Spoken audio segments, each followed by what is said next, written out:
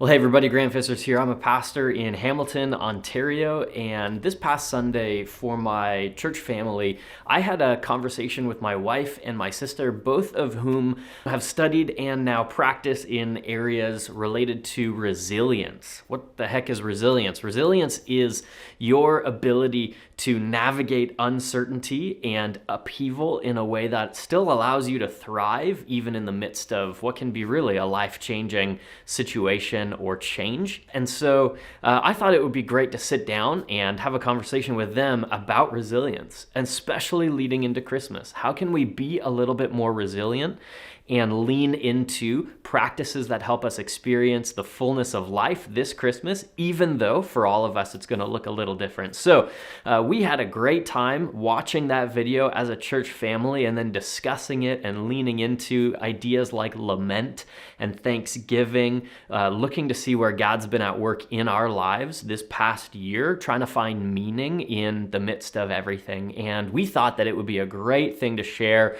with you, the YouTube world. So here's a conversation with my wife Connie and my sister Jennifer, who have some great words of wisdom for you if you're looking for some really concrete things to help you navigate this season of life. Here's a couple things that I'm taking away from the conversation. One, sleep, really important. Two, lament, grieving the losses that we've experienced, also really important. And three, be extra kind to yourself. And so I'd love to hear what you take away from this conversation. You can leave those down in the comments below. But again, thanks to Connie and to Jennifer for having this conversation with me. I'm going to flip it over to that, and I hope you find that encouraging today. Well, thanks, Connie and Jen, for joining me today for a little bit of a conversation around resilience, the idea of resilience. Maybe just introduce yourselves super briefly. Most of you will know Connie, my wife, but Connie, go first. I'm currently studying resilience and post-traumatic growth studies in the context of trauma and spirituality. So that's why Grant asked me today to speak about resilience. Awesome, thank you. And Jen, who's my sister, why don't you introduce yourself? What do you do for a living? So I'm Jen, Grant's sister, and I'm an occupational therapist. I currently work in stroke rehab, but as an occupational therapist, part of what I do is helping people be able to adapt and participate in activities that are important to them, despite different situations that may arise in their life. So what you need to know is they both know more than I do about the topic that we're going to talk about, is basically what it boils down to. No, thanks for joining me. I really wanted to have a conversation, just a short conversation around the idea of resilience, and specifically as it relates to Christmas celebration and holidays, and just the reality of 2020, right? Like the reality of the last year that has been, and how that might impact the way in which we celebrate Christmas, right? The way in which we can meaningfully engage in the Christmas season still, despite everything that's gone on. So maybe if for those of us who need a little bit of help with the definition, can you define resilience for us? And then also maybe take a second to talk about how it's different than just the idea of coping. So in trauma studies, resilience is defined as a process of adapting well or having the ability to thrive in the face of adversity. That's just a simple definition. There's many definitions of resilience. I think it's different than coping, because coping is dealing with the present. It's getting through a situation, a traumatic situation or other, for better or worse. And coping can happen in negative ways, such as addiction, or in positive ways. It's just the ways that you get through difficult situations. Resilience deals with the outcome of those situations. So just to kind of add to what Connie said, I think it's really important to kind of take note of that, how we understand resilience and how we understand that definition of resilience. Research has actually shown that will impact our actual resilience. So sometimes people define resilience as just being able to take in whatever may come at them in life, and just to take that without faltering. And if you take on that definition of resilience, then when something happens and you do falter, then you see yourself as a failure and not being able to stay as that solid rock that you thought that you were, and that you thought that you were resilient. So if you take on that definition, then it becomes very hard to move past that and to be able to then be resilient. Whereas if we understand the definition of resilience in terms of a more dynamic state that entails some destabilization, so that we expect life to have rough patches, and we expect those rough patches to throw us off balance a little bit, then we're able to, then when adversity does come, we're able to kind of find the energy that we need to find the resources to be able to steady ourselves. And yeah, and then to kind of recover and move past that. I would agree with Connie that it's different than coping, as coping is just more getting through, but resilience is really thriving. Yeah. I think along with what Jen said, it's important to note that those who society might deem as resilient are not necessarily resilient. If it's somebody who just pummels through a situation, looks tough on the outside, but isn't actually coping well on the inside, dealing with the things, it's not a good measure moving forward of post-traumatic growth or of resilience. So, okay, let's go on then to the next question, which is why is it important right now? Like why, as we're leading into Christmas this season, is this very important for us to be talking about and for you to be thinking about? 2020 has marked a major shift globally in how we go about living. And Jen and I spoke of this shortly before this interview. And for many people, it has been traumatic. They've lost loved ones. For other people, it hasn't necessarily been traumatic and would be defined as a trauma experience, but it's still been a major shift in lifestyle. And we aren't going back anytime soon to how things were before. People talk of a new normal. So therefore, it's really important to think about resiliency and practices that will help us cope moving forward in positive ways. Yeah, so I appreciate that. And Jen, I want to hear what you have to say as well on this. But like I do hear a lot of people just repeating that, like, we can't wait for things to get back to normal. We can't wait for things to be back the way they were. And I just don't find any benefit in that conversation at all. And that's why I wanted, like, Jen, that's why like I started thinking about you and your role, because for many of the people that you are working with, by definition, like they've gone through a physical trauma that means necessarily like there is no going back to the way they were before. Let's start talking about thriving now. And that I just think is the state. Like, obviously, like, let's not over, exaggerate to the nth degree. But I do think that most, if not everybody, has gone through a season where like 2019 is gone, soon 2020 will be gone. And all of us need to figure out how to thrive given the change. Like, case in point, Evie's sitting just off camera here, our 6-month-old, chatting away, when normally like she would have been in daycare, and our 2-year-old would have been in daycare, and we've got to figure all of that out. Like, that's, just a piece. But Jen, chime in. Why is it important for us? So yeah, I think that given the current situation, everyone's dealing with high stress, and everyone has had disruption to their daily routines and how they go about their kind of daily activities.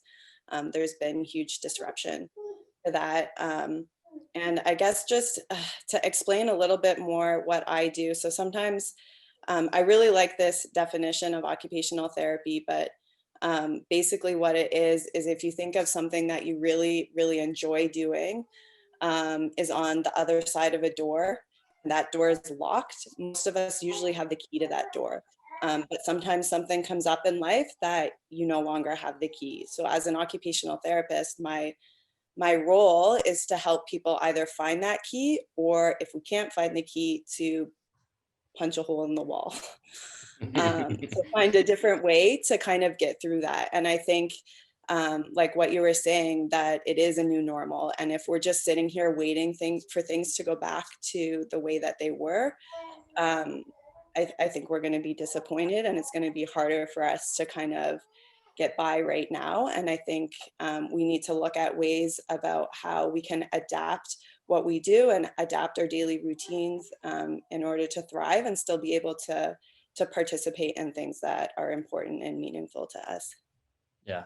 So let's dig into that just to kind of wrap it up in a really practical sense. But what are some of those strategies then that we all could build into our lives, into the day-to-day pieces? And especially, like, let's talk about Christmas. Like, what are some ways that we can intentionally celebrate in the midst of all of the change? Let's punch a hole through a wall. So from a spiritual aspect, I think there's quite a few practices that are biblical practices that people have been practicing for thousands of years that can be helpful even this Christmas. The first one being lament. Lament is not the same thing as sadness, is not the same thing as mourning. Lament is a process of getting your emotions out safely to God specifically, and in a way where you often use metaphor, which is the language of trauma. Sometimes people who've had traumatic experiences can't quite find the words to explain what they're feeling, so they use metaphor. Jeremiah in the book of Lamentations says, "It's like my mouth is filled with gravel," which is just a really gross metaphor to explain this awful experience that he's going through in exile. And I think that we can use lament and use metaphor in our own narratives of processing through what we've been through this year. And it's just a raw laying out of emotions to God. I think it's most helpful done in written form, though it can be done just verbally as well. So yeah, I think, so I briefly touched on that there are prerequisites for resilience that can help when adversity does come. And so there are physical, cognitive, and emotional. I'm not going to really touch on all of those right now, but I think the big one to point out is sleep. So sleep is really important for us to be able to deal with adversity when it does come. So we can talk a little bit about some like sleep hygiene things. So if you are having, some people do have difficulty sleeping, especially when they're more stressed. So just really briefly, one of the big things with sleep hygiene is that it's important not to have screen time before going to bed, particularly like 30 minutes to an hour before going to bed, to kind of limit any screens or devices that you have. Having consistency with sleep time, so going to bed and waking up at the same time, and then having like a bedtime kind of ritual or routine. Know your body that I'm preparing for sleep right now. So that may be decreasing lighting and doing some kind of relaxing activities. And then obviously avoiding alcohol, snacking, caffeine before bed. In terms of other occupations, so we sometimes talk about 5 intentional activities that help with building resilience. These 5C intentional activities. So the first one is on centering. So doing activities that help decrease your anxiety and bring you present in the moment. So that might be exercise for some people, to be able to expel some of that stress and just kind of decrease your anxiety. It might be baking, it could be a number of different activities. The second one would be contemplation. So things like meditation, mindfulness, or prayer. I think Connie touched on that a lot more, so I'm not going to go into any detail on that. And then creating. So being able to create something is really important in terms of your resilience. I think during the holidays, there's lots that we can do in terms of creating, whether that's making ornaments, baking, making a wreath, decorating your house, making Christmas cards. There's lots of different activities. The next one is connecting. So staying part of a community. and remaining connected with people in safe ways, obviously right now. So virtually and different things like that, being able to stay connected with people. And then the last one would be contribution. So being able to give back to a community. So when you're moving from a place of just being able to kind of be with yourself and doing activities with yourself, but being able to actually give back to a community, that's an important kind of step as well in resilience. So that's really helpful to think of it from an occupational therapy perspective, I think. And some activities. It's interesting, the activities for spiritual practices are very similar to those for occupational therapy. And so in addition to lament, I would say Thanksgiving would be another major practice that is helpful in cultivating resilience. Thanksgiving to God, toward God. It can be a prayer of thanksgiving. It can be written. It can be spoken. It can also be an activity that you do with your kids where you sit around the dinner table and talk about the things that you're thankful for in this season, particularly those things that wouldn't have happened in a normal season. So one thing that I'm particularly thankful for is that Grant has been working from home. So his lunches that he takes are at home with the girls, and then he helps put them to bed. So that's like this. Yeah, like this. So that's just a simple activity that you can do with your family. You can do it alone. It doesn't matter. Another spiritual activity is listening and sharing stories with one another. Now I'd start with the question, what have you seen God doing in your life, or how has God been at work in your life during this season?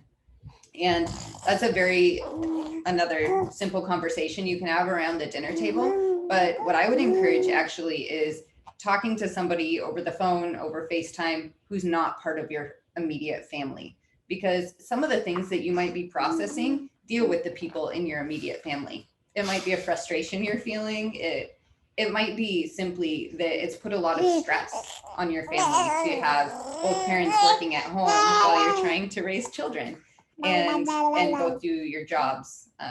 And so it's helpful to have someone outside of your immediate circle that you can talk to through those things and talk about how God has been at work, even in the midst of that. One of the major features in trauma studies right now is that developing meaning helps create resiliency in individuals. And actually, if you don't have meaning in a traumatic event, then you're actually experiencing a second form of trauma. So if everything is meaningless this past year, you're experiencing the trauma of what actually happened, and then the trauma of not being able to find meaning in the midst of it all. And so meaning making narratives, whether that's how have you seen God at work in your life, whether it's short story sharing around your table or with a friend, can actually really promote resiliency. Yeah, I think these parts are really important, and I love the practical nature of some of it, and also just the reminder, because this is something that we say just even like at Knox, and I've said in sermons before, is that like the stories we tell are really important. Right? The stories we tell ourselves and the stories we tell about ourselves are really important. Just like the story we tell ourselves about 2020 is going to continue to be important. And so like if we only ever remember the worst parts of it, that's going to do a disservice to the ways in which God was actually at work. So that's why I like where have you seen God at work? Because it's not discrediting the pain. Like it's not just trying to put like a Band-Aid on it or ignore it, but it is saying in the midst of this, we've seen meaning. It might not have been fun, but God's still been at work. And that's why I think starting with the practice of lament is important. You need to get out the feelings, the negativity before you move into Thanksgiving and before you narrate the fullness of the story. Awesome. Jen, any last thing that you want to add?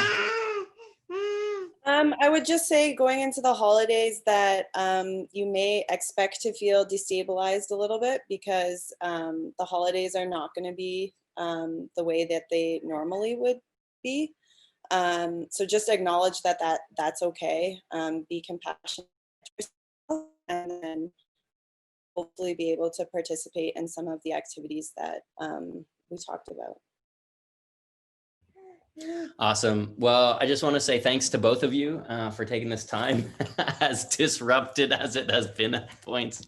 I'm not sure how long this video is going to take or going to end up being, but it took like 4 times as long as that to get it through. But thanks. Like, you both have really good expertise and experience in these areas. And I think you've helped us think a little bit, at least maybe change our thinking as we look toward Christmas. So thanks so much. Thanks for having us.